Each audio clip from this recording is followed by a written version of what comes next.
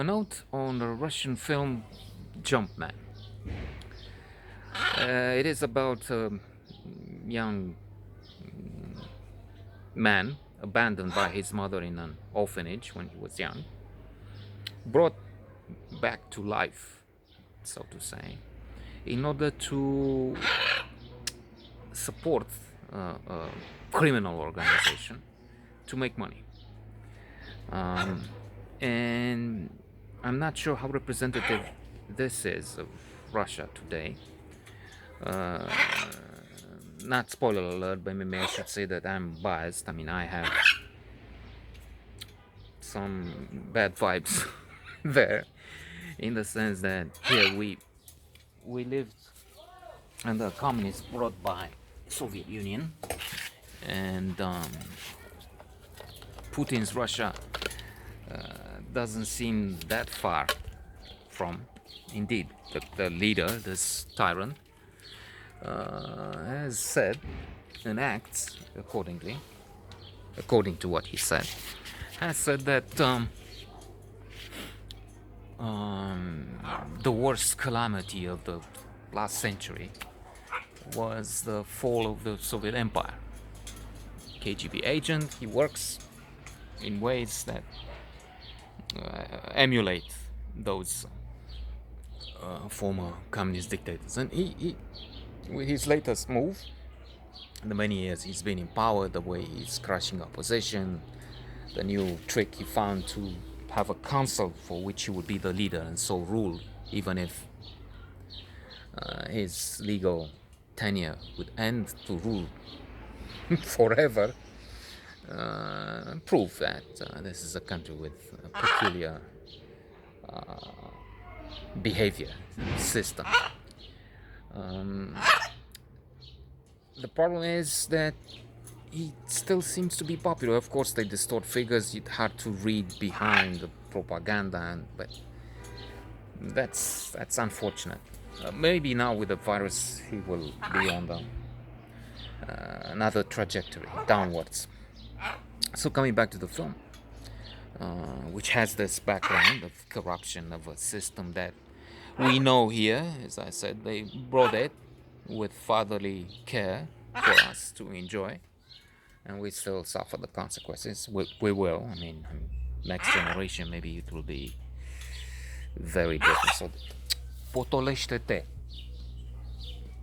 There's water for him if he keeps overshadowing me. I mean, he's supposed to be there as a background, not steal the show, which you might intend. What this Jumpman does is, in the title, he jumps in front of cars so that afterwards it could be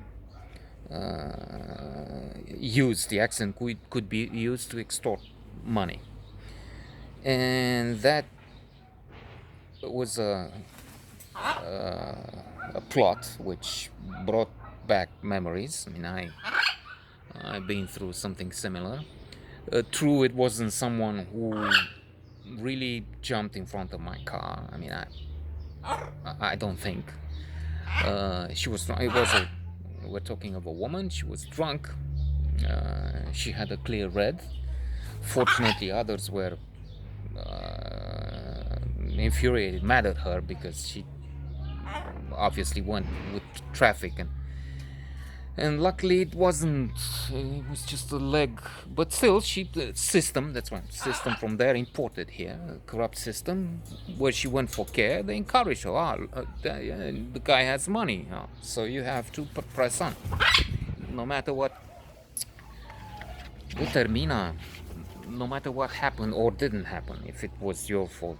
Anyway, so in the movie, like in real life, that's what I'm trying to say, is that the film is interesting because it reflects very likely what's going on there and what happens here, corruption and all of that. I mean, I was eventually okay, but bureaucracy, and as I said, they tried to squeeze something and get something, even if I should have sued the damages. I don't know. So the police is in, the judge, the defense counselor, the prosecutor, the medics. They all make up stories, and when the other side, I mean the guy in the car, doesn't go along, doesn't play the game, uh, they squeeze him and they just put him in. They have a box. That's we've seen that with Hodorkovsky, with other people, those in opposition. They have a strange system. It's in a box. It's like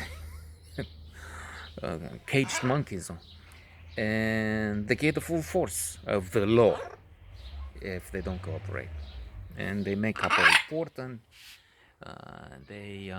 and in that the film is interesting because it exposes serious problems which I guess they have there.